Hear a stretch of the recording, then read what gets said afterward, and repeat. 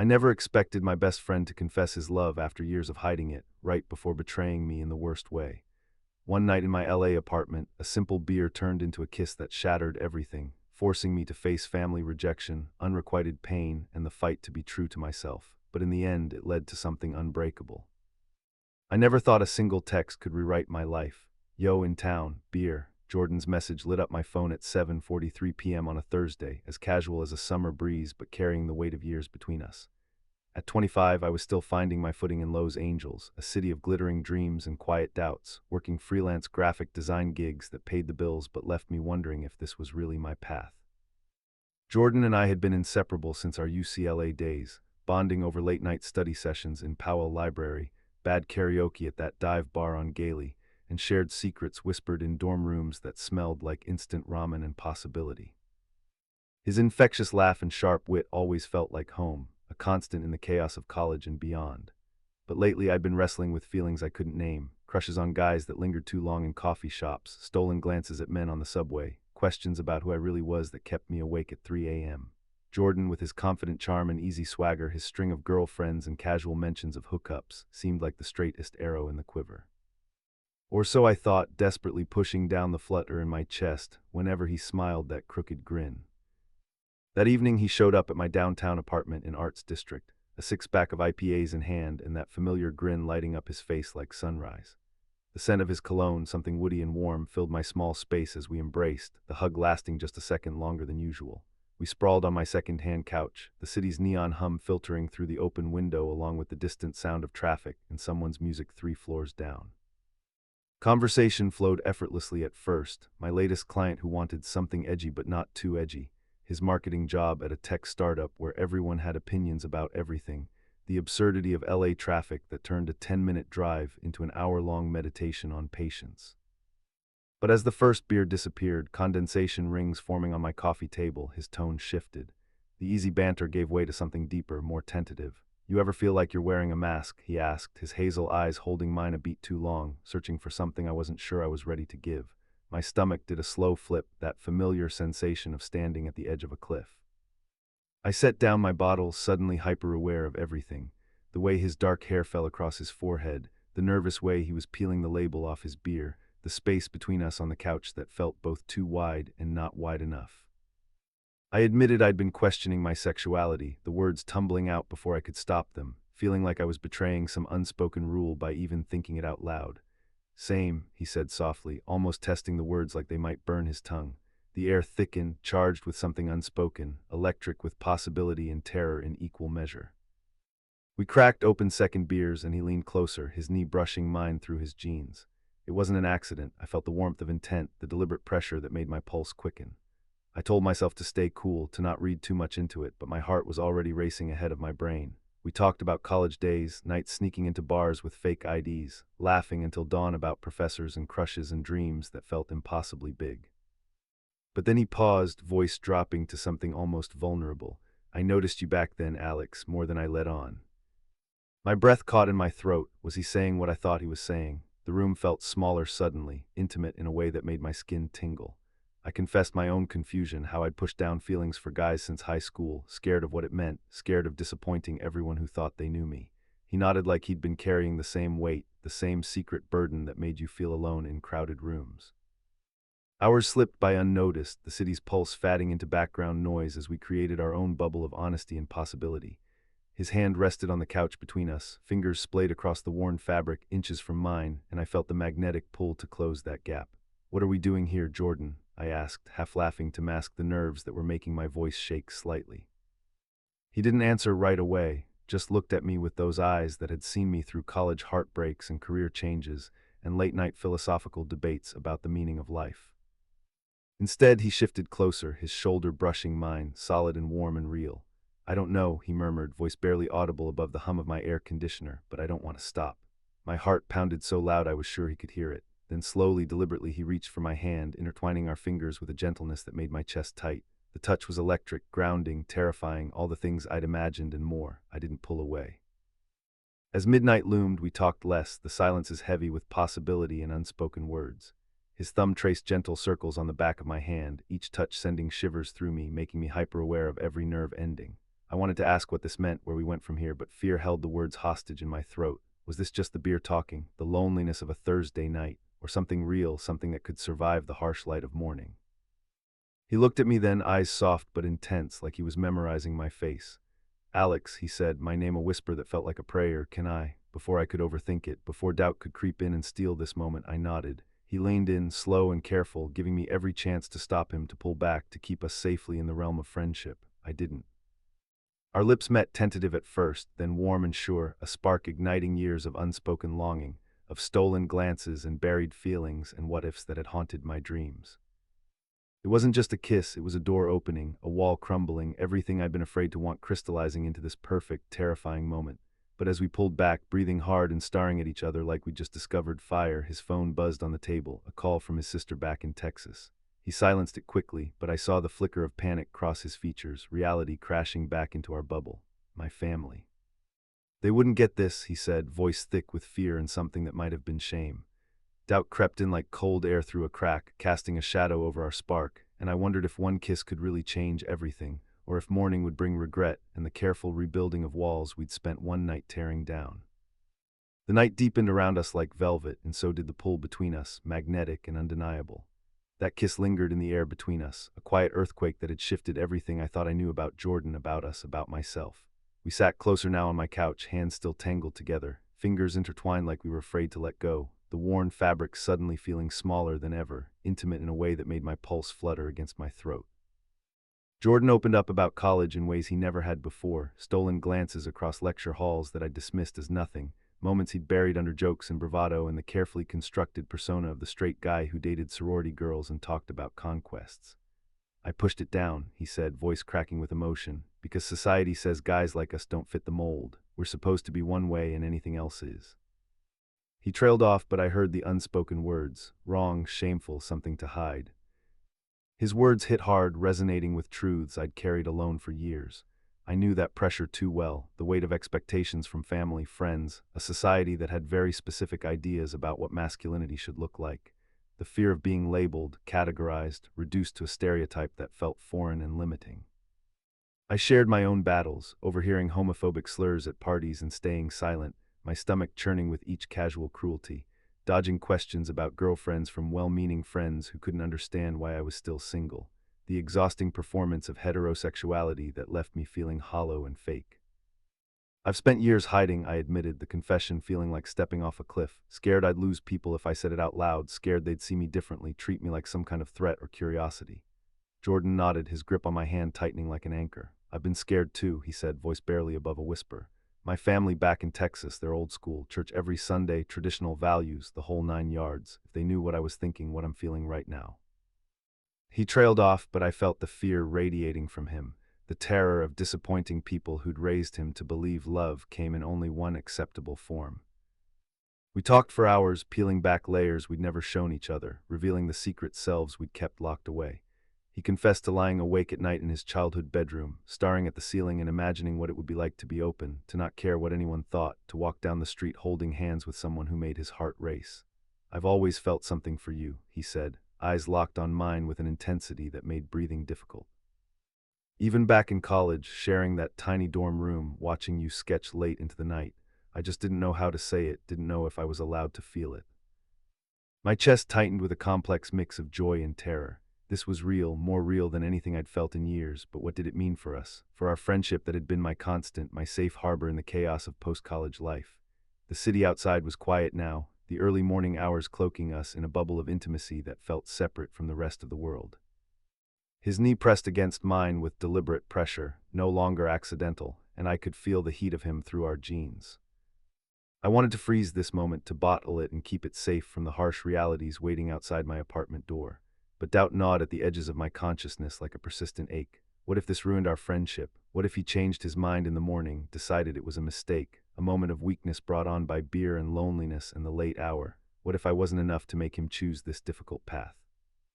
I pushed the thoughts away as he leaned in again, this time with less hesitation, more certainty.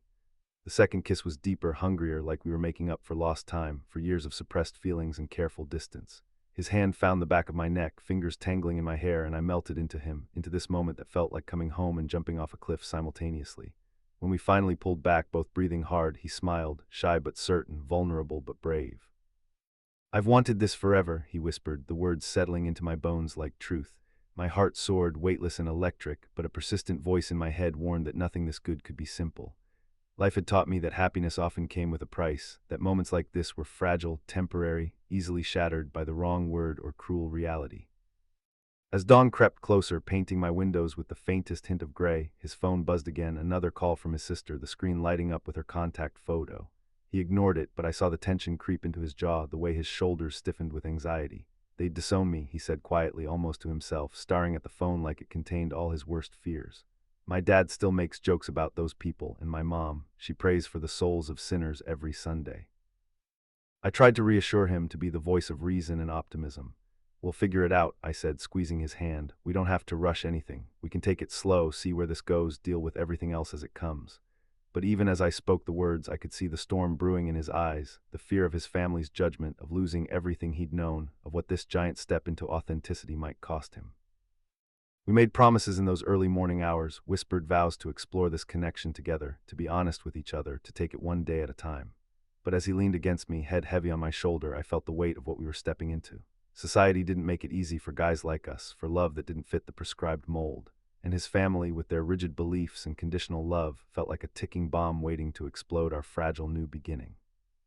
The sun was starting to rise outside my window, casting long shadows across the floor, and I knew this perfect bubble of intimacy couldn't last forever. Reality was waiting, patient and unforgiving, ready to test whether what we'd found in the darkness could survive the light of day. But for now, with Jordan warm and solid against me, I chose to believe in the possibility of us, in the courage it would take to fight for something real in a world that would rather we stayed invisible. Morning light slipped through my blinds like an unwelcome intruder, soft and unforgiving, casting everything in sharp relief. We woke slowly, still tangled under the throw blanket I'd pulled over us sometime in the early hours, our bodies pressed together in a way that felt both natural and revolutionary. Jordan's shy smile mirrored my own as consciousness returned, the memory of our kisses and whispered confessions hanging in the air like incense, sacred and intoxicating. But underneath the euphoria, a knot of unease had taken root in my stomach, a persistent anxiety that morning might bring regret. Over coffee that I made with shaking hands, we talked in careful circles about how to navigate this new territory between us, what us could even mean in a world that often demanded we choose sides, stay in lanes, conform to expectations that felt increasingly suffocating. "I want this," Jordan said, cupping his mug like it could anchor him, "but I'm terrified of what it means, terrified of who I might lose, terrified of becoming someone my family can't love." His honesty was a gift and a knife simultaneously, beautiful in its vulnerability but sharp with the promise of pain. I nodded, promising we'd take it day by day, step by careful step, building something real without rushing into the flames. We made plans to meet later in the week, to continue this conversation in a place less charged with the electricity of revelation. As he gathered his jacket and keys, he kissed me goodbye, soft, tentative but real, and promised to call later. But as the door closed behind him, I felt a crack forming in my chest, a fissure that whispered of trouble ahead. That afternoon, the world caved in with the casual cruelty of a text message. Sarah, our mutual friend from college who'd always been too observant for her own good, sent me a series of screenshots that made my blood turn to ice water in my veins. Jordan had accidentally sent a photo to his family group chat, us on the couch from last night, hands linked, bodies angled toward each other in a way that was unmistakably intimate, too close to be dismissed as just friends. The image was grainy, taken carelessly, but the connection between us was obvious to anyone with eyes. His family's responses were brutal, each message a fresh wound. "This is a sin against God and nature," his father had typed with the righteous fury of someone whose worldview had been challenged. "You're no son of mine if you're one of them faggots. Fix this now." His mother's response was somehow worse in its disappointed love. "Jordan, honey, this isn't you. This is some kind of confusion, maybe something you picked up in that godless city. Fix this, baby, or don't come home. We raised you better than this." My stomach dropped through the floor, nausea rising as I read message after message, each one confirming my worst fears about how the world saw people like us. But then came the real blow, the betrayal that cut deeper than family rejection ever could.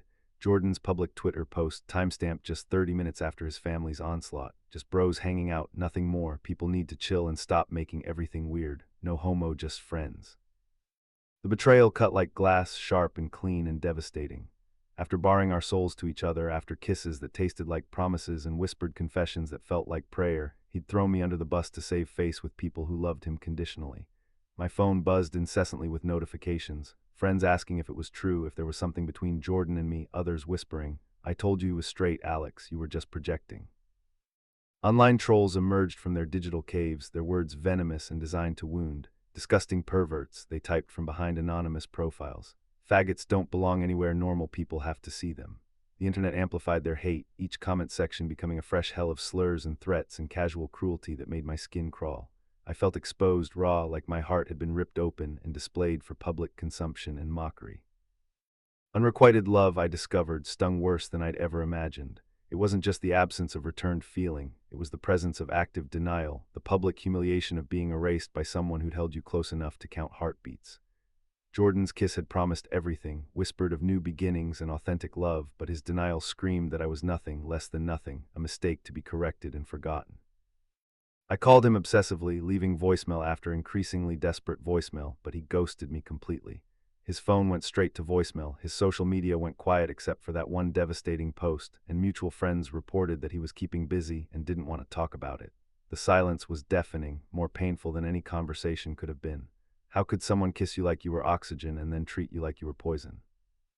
Anger mixed with heartbreak in toxic proportions, creating a cocktail of emotions that left me reeling. I replayed every moment from that night, the warmth of his hand, the truth I'd seen in his eyes, the way he'd whispered my name like it was sacred. Was it all a lie? Had I imagined the connection, projected my own desperate longing onto friendly affection and beer-fueled curiosity? Alone in my apartment, I scrolled through the growing mountain of hate online, each comment chipping away at my resolve and self-worth. My family wasn't much better when I tested the waters at Sunday dinner, my uncle's casual homophobic jab hitting like a physical blow. All these gays on TV now, pushing their agenda. They're just confused, mark my words, it's not natural. I'd stayed silent then, but now his words echoed in my head, making me question if I'd ever belong anywhere, if love between men was really as wrong and unnatural as everyone seemed to believe. The pain was suffocating, a weight on my chest that made breathing difficult. I wanted to scream at Jordan, to demand answers and explanations and some acknowledgement of what we'd shared. But more than that, I wanted to understand why I wasn't enough for him to fight for, why his family's love mattered more than the truth of what he'd felt in my arms. The city outside felt colder suddenly. It celebrated diversity, a cruel irony when I felt so fundamentally alone and unwanted. Last night's spark was gone, extinguished by fear and shame, and the brutal reality of a world that still saw love like ours as something to be hidden, denied, destroyed. In its place was a void I didn't know how to fill, an emptiness that threatened to swallow everything good I'd ever believed about myself and my capacity to be loved. The weeks that followed Jordan's betrayal were a blur of hurt and isolation, each day blending into the next in a haze of gray numbness punctuated by sharp spikes of pain. His silence was deafening, no texts lighting up my phone, no calls breaking the oppressive quiet, no social media interactions, just the echo of his public denial reverberating through my days like a constant reminder of my worthlessness. I replayed our night together endlessly, the memory of his kiss now laced with poison, every whispered confession reframed as manipulation or, worse, pity. How could he confess love with such seeming sincerity, then erase me from existence with the casual cruelty of a single tweet? The unrequited ache grew like a cancer in my chest, a weight I carried alone through empty days and sleepless nights. My apartment, once a sanctuary filled with creative energy and possibility, felt like a cage now, every corner infected with memories of him. The couch where we'd kissed, the coffee table still bearing faint water rings from our beer bottles, the very air seeming to hold traces of his cologne and broken promises. Society's judgment didn't help, adding salt to wounds that were already festering. At a family dinner I'd attended out of obligation more than desire, my mom pressed with the innocent cruelty of someone who didn't know she was twisting a knife. "Why no girlfriend yet, Alex? You're 25, honey, and you're such a catch. Don't you want to settle down, give me some grandkids?" Her tone was light, loving even, but each word felt like a small death, a reminder of how impossible it felt to live authentically in a world that expected me to be someone I wasn't. My cousin's offhand remark during dessert hit even harder. "All this gay stuff on TV now, it's everywhere, but they're just confused, right? Like it's not really natural. They'll figure it out eventually and find normal relationships." The casual dismissal of people like me, the reduction of my deepest truth to a phase or confusion, made me want to scream. I wanted to stand up and shout that I wasn't confused, just scared, scared of losing them, of being the outcast at family gatherings, of becoming the whispered about relative who brought shame to holiday dinners. Online, the trolls kept coming with relentless cruelty, their hate a constant background hum to my daily existence. Faggot, one comment read under a completely unrelated work post, anonymous but piercing like a blade between ribs. Kill yourself, nobody wants you here. Another added, the casual suggestion of suicide delivered with the same tone someone might use to recommend a restaurant. I deleted my social media apps in self-defense, but the words lingered, echoing in quiet moments when my defenses were down. I hit a breaking point one rainy Thursday night, lying on my unmade bed and staring at the ceiling while tears burned tracks down my face.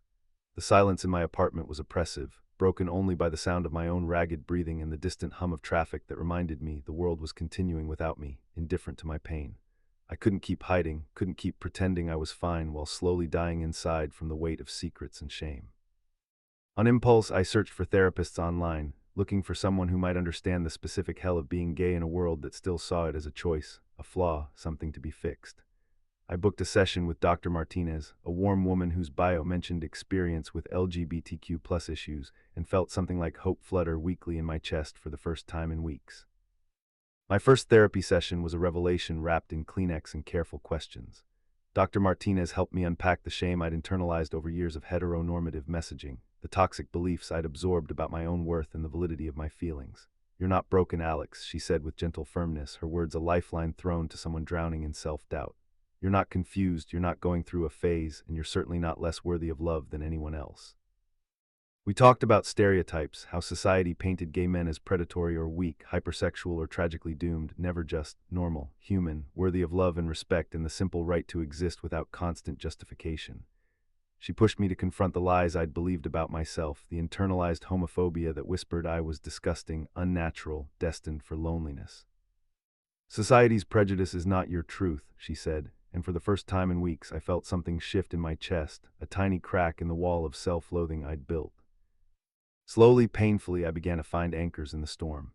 Dr. Martinez recommended a local LGBT center, and after weeks of hesitation, I finally worked up the courage to attend a support group meeting. The community center was in West Hollywood, a rainbow crosswalk painted proudly across the street outside, and walking through those doors felt like stepping into another world, one where being gay wasn't something to be hidden or ashamed of. The support group became my refuge, a circle of folding chairs where others shared stories that mirrored my own in heartbreaking detail. Miguel, a guy about my age with kind eyes and careful words, told us about coming out to his deeply religious parents only to be told he was no longer welcome in their home. "It hurts every day," he said, voice steady but eyes bright with unshed tears, "but you find your people. You build a new family from the ones who see you and love you anyway." Sarah, who'd been my messenger during the worst of it, became an unexpected source of strength. When I finally told her the whole story, the kiss, the confession, the brutal public denial, she hugged me so tight I could barely breathe. "You don't deserve this," she said fiercely, her loyalty a balm on wounds I hadn't realized were still bleeding. "Jordan's a coward, and you're worth so much more than someone who'd throw you away to save face with bigots." Her support meant everything, but Jordan's betrayal still festered like an infected wound. Then out of nowhere, after 6 weeks of silence, he texted, "I'm sorry," I panicked. "Can we talk?" The message appeared on my screen during a particularly good day, and seeing his name there felt like being slapped. Sorry wasn't enough, not after the public humiliation, not after the trolls, not after weeks of questioning everything I thought I knew about love and friendship and my own worth. I stared at those simple words for hours, anger flaring hot in my chest. Sorry for what exactly? For kissing me or for denying it? For making me believe I mattered or for proving I didn't? For being gay or for not being brave enough to own it? The questions multiplied like cancer cells, each one more painful than the last. When we finally met at a neutral coffee shop in Silver Lake, he looked haunted, thinner, hollow-eyed, like he'd been carrying his own burden of pain.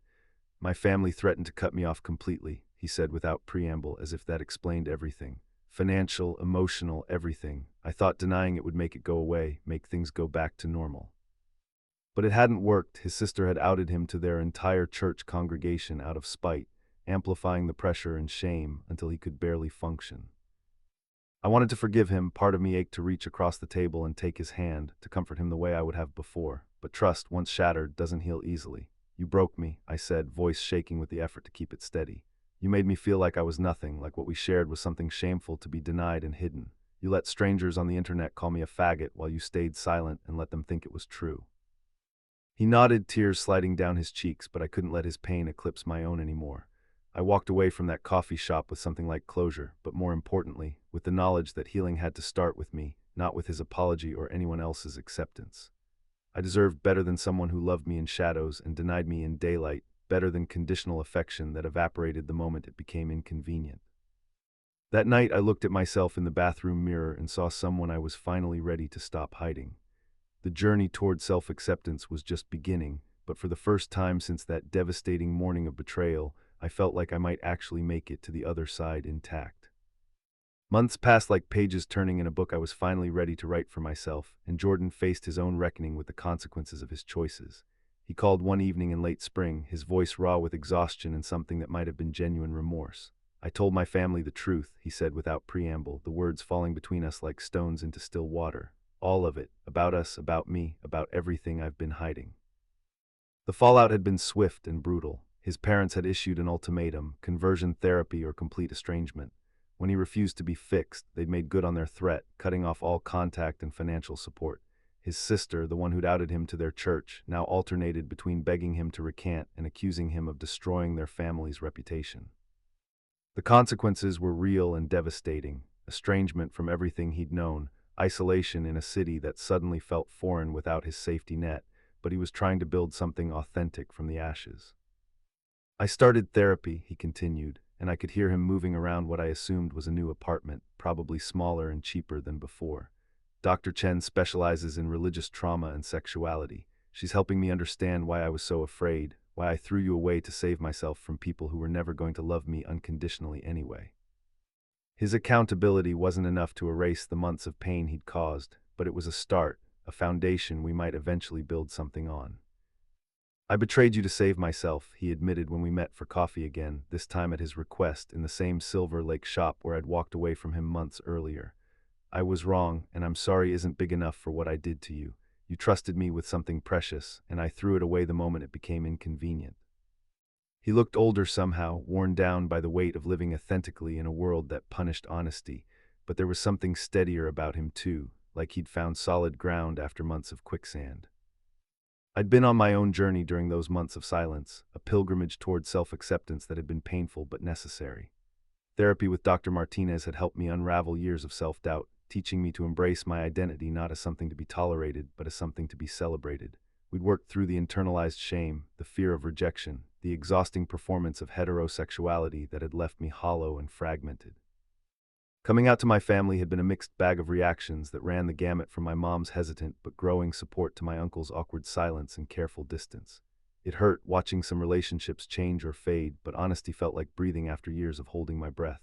"I love you no matter what," my mom had said during a tearful conversation over Sunday brunch, "but I need time to understand. This changes everything I thought I knew about you." Her honesty was a gift, even when it stung. LA's vibrant LGBT community had embraced me with open arms and fierce loyalty. Pride events that had once felt foreign and intimidating became celebrations of my own authenticity. Drag shows at bars in West Hollywood taught me that queerness could be joyful, performative in the best way, a celebration rather than a burden. Support groups introduced me to chosen family, friends who understood the unique challenges of coming out later, of navigating a world that still saw us as other, of building identity from scratch when everything you thought you knew about yourself got turned upside down. Marcus, a photographer I'd met at the LGBT Center, became my first real romantic connection after Jordan, and he taught me that love between men could be tender and strong simultaneously. Our relationship was gentle, built on shared understanding rather than desperate need, and though it didn't last beyond 6 months, it showed me I was capable of being loved for exactly who I was. "You're not broken," he'd said one morning over coffee and crossword puzzles, "just healing." There's a difference. New friends filled spaces in my life I hadn't even realized were empty. David and his husband James adopted me into their found family of queers and allies, including me in dinner parties and game nights and casual Sunday brunches where being gay was just one fact among many, unremarkable and unquestioned. Their love for each other, 15 years strong and still going, gave me a vision of what was possible when fear didn't drive the narrative. When Jordan and I finally reconciled as friends, it was over several careful coffee dates that stretched across late summer. "I'm still figuring myself out," he said during one of our conversations, eyes earnest but no longer desperate. "I'm dating someone, his name is David, he's a teacher, and he's patient with my damage, but I want you to be happy too. I want you to find someone who deserves you from the beginning." I nodded, feeling a weight lift from my chest that I hadn't realized was still there. I am happy, I said, meaning it completely for the first time in months. Romance wasn't our path, trust needed more time to rebuild, and we'd both grown into different people during our separation. But friendship felt possible, even healing. We met monthly for coffee, sharing updates about therapy and family drama and new relationships, slowly rebuilding something that looked nothing like what we'd had before but felt more solid, more honest. Standing on Venice Beach Pier one evening in October, watching the sunset paint the sky in shades of pink and gold that reminded me why I'd fallen in love with Lowe's angels in the first place, I felt whole in a way that had nothing to do with romantic love and everything to do with self-acceptance. Jordan's betrayal had broken me, yes, but it had also pushed me to claim my truth in ways I might never have found the courage to do otherwise. The waves crashed below, eternal and indifferent, and I thought about how far I'd traveled from that scared 25-year-old who'd hidden his feelings behind careful friendship and acceptable distance. Society's hate still existed, trolls still lurked in comment sections, family members still made uncomfortable jokes, politicians still debated our right to exist, but their noise couldn't drown out the chorus of voices that had risen to support me. My chosen family, my therapist's gentle wisdom, my own hard-won self-respect. I pulled out my phone and scrolled through recent photos. Me and David laughing at a drag brunch, arms around each other like the brothers we'd become. My mom and me at my first Pride parade, her holding a sign that read, "I love my gay son," with fierce determination. Jordan and me at our last coffee date, both of us older and scarred, but somehow more real than we'd ever been when we were hiding. Love, I understood now, wasn't just about finding someone to complete you. It was about becoming complete enough to love authentically, without conditions or shame or the desperate need for external validation. It was about showing up as your whole self and trusting that the right people would see you and choose to stay. It was about recognizing that some love stories end in heartbreak but still teach you everything you need to know about your own capacity for resilience and growth. The sun dipped lower, painting the water in shades of copper and rose, and I felt something shift in my chest, not the flutter of new romance, but the steady beat of self-acceptance that had taken months to cultivate. Tomorrow would bring new challenges, new opportunities to choose authenticity over comfort, but tonight I was exactly where I needed to be, whole, honest, and finally free. Jordan's betrayal had been a crucible, burning away everything false until only truth remained. And in that truth, painful as it had been to reach, I'd found not just myself, but a community, a purpose, and a kind of hope I'd never known was possible. Standing there with the Pacific stretching endless before me, I whispered a quiet thank you to the universe for breaking me in exactly the way I needed to be broken, because sometimes the most devastating endings are actually the most necessary beginnings. In the distance, a couple walked hand in hand along the shore, their silhouettes dark against the dying light, and I smiled without envy or longing. Someday, when the time was right, when I'd finished becoming the person I was meant to be, there would be someone for me too. Someone who wouldn't need to be convinced of my worth, who wouldn't love me in shadows or deny me in daylight, who would see my scars and call them beautiful because they proved I'd survived. But tonight, standing alone on the pier with the wind in my hair and the taste of salt on my lips, I was complete. Not half of something waiting to be whole, not broken and desperate for fixing, but beautifully, authentically, unapologetically myself. And that, I realized, was everything I'd ever needed to know about love.